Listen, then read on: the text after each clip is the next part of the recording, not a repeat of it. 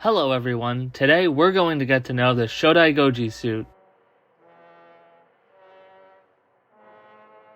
This suit was the first Godzilla suit and was used in Godzilla's debut film, Godzilla 1954. The name Shodaigoji comes from taking the Japanese word Shodai, which means first generation, and combining it with the Japanese word for Godzilla, Goji. Additionally, this design is also known as the Hatsugoji, meaning first Godzilla. Following Godzilla 1954, this suit would be reused for publicity stills to promote the next installment, Godzilla Raids Again. In 2002's Godzilla against Mechagodzilla, a partial replica was made of the Shodaigoji to depict a flashback to the original movie. In 2019, a complete replica was made for the short film Dream Challenge Godzilla. This short film was made by Toho to honor the legendary special effects master Eiji Tsuburaya. For the Shodaigoji suit, two suits were made. The first iteration proved to be too heavy for the suit actor to perform in, so a second was made. It was lighter but still pretty heavy. The first suit was divided down the waist, and both parts were used for close-up shots. For example, the lower half of the body was used for close-ups of Godzilla's legs when he attacked Shinagawa. Additionally, a hand-operated puppet was made of Godzilla's upper body. It was used to show facial expressions and perform in scenes. Most notably, the puppet is used during the scene where Godzilla bites down on a steel tower. While the design is noticeably different from the suit, a similar technique would be used at the film's climax. For Godzilla's skeleton, a prop was also used, which was comprised of rubber and wire. There is also some debate as to what color the suit actually was. Some say the body was gray and the mouth was red, whereas others say the body was red, black, or brown, not gray. To make the rubber skin for the Shodaigoji suit, a block of rubber was stacked overnight in water, which made it soft by morning. It was mixed in a batter of clay, gypsum, and Vaseline. The skin was heated and then dried at 250 degrees Celsius in a baking kiln. For suit number 1, the rubber skin was applied in a papier-mâché technique. The rubber wasn't kneaded enough, and when the suit moved, the skin would tear. After a lot of trial and error, the number 1 Godzilla suit was completed. It was heavy, weighing over 150 kilograms, and the suit fell over during filming. The inside of the suit was stuffed with cotton, which made the suit even heavier. They used a hook instead of a zipper on the back and kept the suit tied up with fishing wire. Instead of using boots, the suit actor wore clogs. The eyeballs were small egg-shaped wooden balls, and the mouth and eyes were connected by brake wires from a motorcycle. The contraption was inside the suit and went all the way to the back of the tail. The fangs were made with rubber because they didn't look good made with wood. The dorsal fins were made by putting paper over wire mesh and putting rubber over it. The suit's left arm was joined with the body at the elbow. This made it almost impossible for the suit actor to move his arm. The suit design strays a little from the Godzilla prototype model. Since special effects director Eiji Tsuburaya wanted Godzilla to look like a living organism, many changes were made. For example, one change was the Killiode scar-inspired burned skin.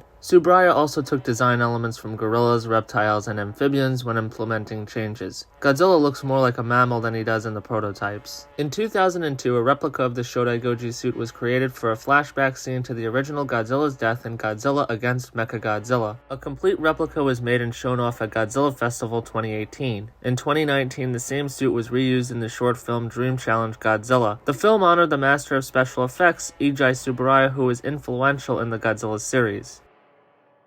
The Shodaigoji is a basic template for the rest of the Godzilla designs to come over the years. The Shodaigoji has a reptilian and wedge-shaped head with a large mouth connected to a short neck. The suit's face is round and lumpy. It has a large upper jaw and a thin lower jaw. The nose is like a crocodile or a Chinese dragon. The head has two pointed ears and eyes that are round with large black pupils. The pupils are actually painted to look in the downward direction, so when you view it from the front, the pupils on each eye look in the opposite direction of each other. The suit's teeth are cone-shaped and uniform. There are a pair of larger fangs on the upper jaw. This design has a barrel-shaped upper body and wide shoulders with a prominent sternum and concave collarbone. The biceps are big and twice as big as the forearms. The hands are wider than the wrists and the fingers are semi-webbed. The legs are short but muscular. They have prominent knees and the toes are similar to the fingers and are semi-webbed. The dorsal fins are staggered and uneven. They also curve slightly forward. Suits moving on wouldn't retain all of these qualities. The hand puppet and prototype were used for close-up shots. They differed from the suit. The puppet featured a larger head and puffier face. It also had a non-existent cranium and featured a shorter, thicker neck. The arms and hands were much smaller and thinner, which gave it more of a dinosaur appearance. The teeth on the puppet were uneven and needle-like. A separate partial suit of the lower body was also employed. It was used for close-ups of Godzilla's legs or feet. In 2002, a partial Shodaigoji was constructed for Godzilla against Mechagodzilla. It was used to recreate the original Godzilla from 1954. In this continuity, Godzilla's skeleton remains instead of disintegrating at the end of the film at the hands of the oxygen destroyer there. This movie rewrites the ending to create a backstory for Mechagodzilla or Kiryu. After all, he is made from the 1954's Godzilla skeleton. Production stills show that the half-suit had bluish-gray dorsal fins and the claws were white. The teeth were a yellowish-orange color and inside the mouth was a bright pink. None of this is visible in the actual film because these flashback scenes were filmed in black and white. The Shodaigoji suit was the first of its kind. It was the first suit fully operated by a man inside. There were no procedures or instructions on how to build a suit like the Shodaigoji suit. Ijai Tsuburaya had to pioneer a new technique called suitmation, which helped birth other tokusatsu films like Mothra, Rodan, and Ghidorah the Three-Headed Monster.